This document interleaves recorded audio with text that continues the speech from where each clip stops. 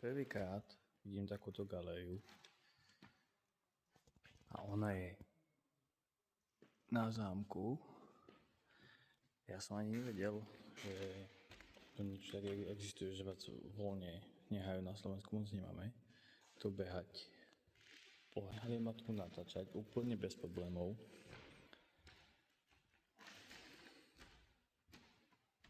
No proste nádhera, pozrite sa. Aj prostredie, tam je kúsok hneď jazero, pekne tu je nádhera. Nečakal som, že z výletu, ktorý bude len preto, že som sa nudil na hoteli a pôjdem na náhodné miesto pre nejaké jazero, stretnem a zbadám toľko umenia. Uvidíme, čo bude tam hore, ideme tam. Je to nádherný hrad, ja vám ho ukážem momentálne zvnútra, kde je výstava slečny, ktorá sa volá Katarína John. Ona tu má všetky tie obrazy, v podstate fotografie, ktoré sú tu vystavené, sú jej, ale sú tu aj obrazy druhého umelca, ktorý sa volá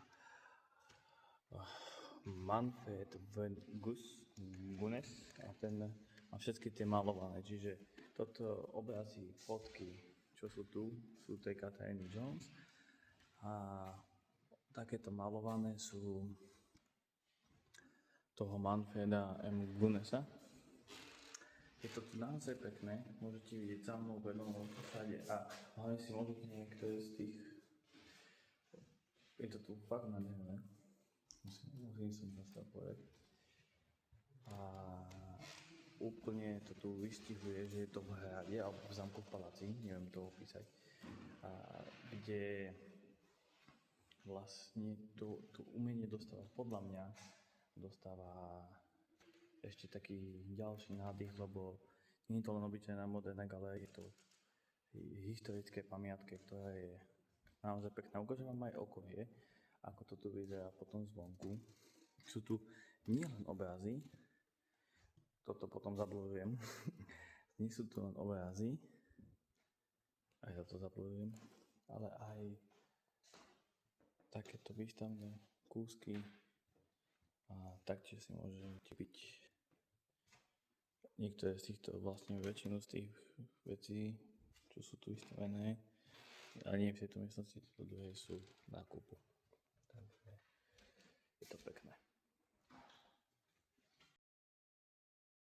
To je ešte proste takáto pekná architektúra. Aha, kapitán Jack Sparrow, ale niekde z ulice odfotený. Nie je to originál. Je to tu naozaj perfektné. Musím uznať aj ja. A teraz vám to ukážem odtiaľ. A som tu. Čiže takýto, fakt je to tu naozaj pekné. Za mnou môžete vidíte ďalšie predstavné obrazy. Ku každému je tu nejaký popis.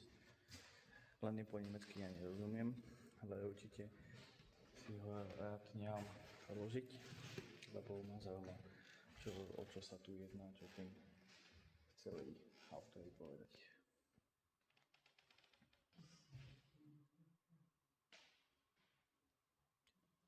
Ukázal aj zvonku, jednak za mnou môžete vidieť ten palác, nádherný, môžem ho aj takto z tejto strany, nevidíte len mňa, ale je to aj celkovo veľmi nádherné miesto. Odporúčam hoci komu, kto sa nachádza v Nemecku v blízkosti Wismaru. No, viem, že sa tam nachádza veľa Slovákov momentálne teraz, lebo vo Wismare sa stavia loď od Disneyho, volá sa to Disney Adventure a tam pracuje, včetne mňa, tam pracuje dosť veľa Slovákov. Odporúčam ísť sa pozrieť sem, je to náhodou veľmi pekné miesto, môžete vidieť jednak tu, jednak aj za mnou. Hej, ja vám to ukážem ešte z druhej strany, je tu jazero. Pýtal som sa, dá sa tam pekne ísť, dá sa tam aj plávať, čo je na tom úplne to najlepšie, že aj tam sa dá plávať, ale tuto je pre mňa také spojenie všetkého, tej prírody, lesa, okolia, v podstate nejakých pamiatok, že ak ste niekto, doma nájsť náročného partnera alebo partnerku, ktoré, že napríklad vy rád chodíte po pamiatkách, ale ona by sa rada kúpala v jazere alebo v mori, tak tu máte pamiatku a na opačný smer jazero. Takže pre každému vystačí niečo. A nie len to, je tu aj taká pekná kaviarnička vzadu. Odporúčam sem ísť, je to proste pekné miesto, je to Schloss Willigrad, veľmi nádherné miesto a určite sem chodte. Ako vidíte, je tu pekná lesná cestička, príroda, všetko tu je.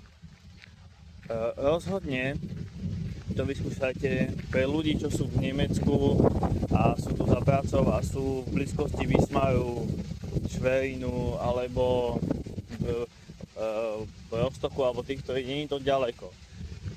Takže odporúčam a hlavne je to naozaj blízko jednak ku Schwerinu a je to blízko aj ku Wismaru.